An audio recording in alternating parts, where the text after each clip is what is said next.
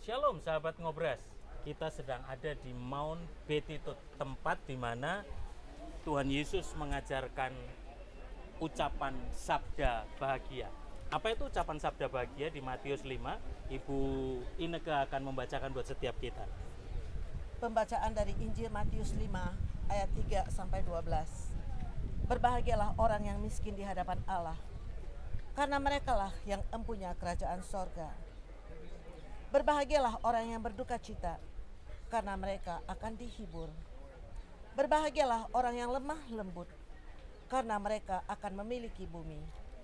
Berbahagialah orang yang lapar dan haus akan kebenaran, karena mereka akan dipuaskan. Berbahagialah orang yang murah hatinya, karena mereka akan beroleh kemurahan. Berbahagialah orang yang suci hatinya, karena mereka akan melihat Allah. Berbahagialah orang yang membawa damai, karena mereka akan disebut anak-anak Allah. Berbahagialah orang yang dianiaya oleh sebab kebenaran, karena merekalah yang empunya kerajaan sorga. Berbahagialah kamu, jika karena aku kamu dicela dan dianiaya, dan kepadamu difitnahkan segala yang jahat. Bersukacitalah dan bergembiralah, karena upahmu besar di sorga. Sebab demikian juga telah dianiaya nabi-nabi yang sebelum kamu. Demikianlah Injil Tuhan. Pak Esra, sebetulnya kenapa ya kok kata berbahagia yang Tuhan Yesus ajarkan justru seakan-akan semuanya berbalik, opposite gitu ya. Berbahagialah kamu yang dianiaya, berbahagialah ini, berbahagialah itu, dan endingnya sesuatu yang kebalikan. Apa yang Tuhan Yesus mau ajarkan tentang ucapan bahagia ini? Ya, artinya adalah bahwa standar bahagianya Tuhan itu berbeda dengan standar bahagia dunia. Ya. Ketika dunia bilang orang yang bersuka cita yang akan berbahagia, malah Tuhan Yesus bilang berbahagialah mereka yang berduka cita. Ya. Juga tadi berbahagialah karena kamu dianiaya. Ya. Mestinya orang dianiaya itu kan sedih. Tapi ini malah berbahagia. Ya. Berbahagialah orang yang difitnahkan segala yang jahat. Mestinya orang difitnah itu kan sedih. Ya. Tapi malah berbahagia. Jadi Tuhan mau menunjukkan bahwa di dalam Tuhan standar bahagianya itu berkebalikan dengan standar bahagianya di dunia ini.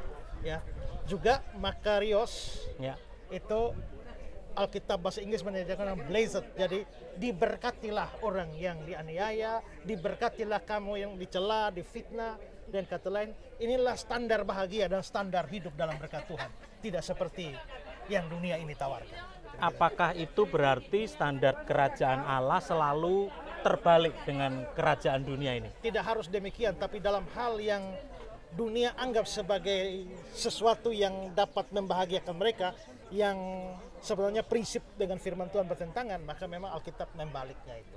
Secara konteks peristiwa itu terjadi, ada gap budaya, gap bahasa atau apa enggak di dalam perikop itu Pak, tentang ucapan bahagia ini? Nggak ada, hanya di atas bukit itulah dia memberikan, dia kan lagi mau mengkhotbahkan tentang kerajaan Allah. Okay. Dan ini dengan kata lain etika kerajaan Allah itu dari Matius 5 sampai Matius 7. Seluruh ajaran Yesus yang berhubungan dengan Taurat ada di Matius 5 sampai Matius 7 itu. Ya. Oke, apa pesan yang Pak Esra mau sampaikan buat sahabat Ngobras? Janganlah kita mencari kebahagiaan dari dunia ini. Janganlah kita mencari kebahagiaan dengan standar dunia ini. Kalau kaya pasti bahagia, kalau sehat pasti bahagia, kalau duit banyak pasti bahagia. Alkitab berkata orang bisa sakit, orang bisa menderita, orang bisa kekurangan, orang bisa miskin, tapi mereka bisa berbahagia dalam Tuhan. Berarti bahagia sebenarnya tergantung dari Tuhan ada di kita daripada kita ada dalam segala macam kemewahan dunia. Itu pesannya. Ya. Bukan karena kita bahagia baru kita bersyukur, tapi karena kita selalu bersyukur maka hidup kita akan berbahagia. Jadi jangan kebalik. Itu sebabnya mari kita berdoa bersama-sama supaya hidup kita berbahagia. Ibu Nancy akan pimpin kita dalam doa di Mount Betitut ini. Kita berdoa bersama-sama. Mari kita berdoa. Tuhan, terima kasih. Kalau pada siang hari ini kami boleh berkumpul Tuhan di tempat ini, tanpa seizin-Mu semua tidak akan terjadi. Dan kami boleh mendengarkan firman dari hamba-hamba-Mu Tuhan. Luar biasa, semakin menguatkan, semakin mengokohkan, semakin kita berserah kepadamu Tuhan. Karena hidup mati kami ada dalam tangan-Mu. Manusia berusaha, Engkau yang menentukan. Manusia mereka-reka jalannya, Engkau yang menentukan arahnya. Hidup mati kami dalam tangan-Mu Tuhan. Bimbing kami terus dan kami boleh selalu merasakan kehangatan dalam dekapan-Mu. Terima kasih Tuhan, kami menyerahkan hidup kami, kebahagiaan kami, sukacita, duka cita ada di dalam tangan-Mu. Tapi kami percaya, kami melihat sukacita bukan duka cita. Berkat bukan kutuk, keselamatan Tuhan bukan kecelakaan. Kami bahagia karena kami memiliki Engkau, Allah kami yang hidup, perkasa, dahsyat, ajaib dan luar biasa. Ubahkan kami Tuhan, kami siap.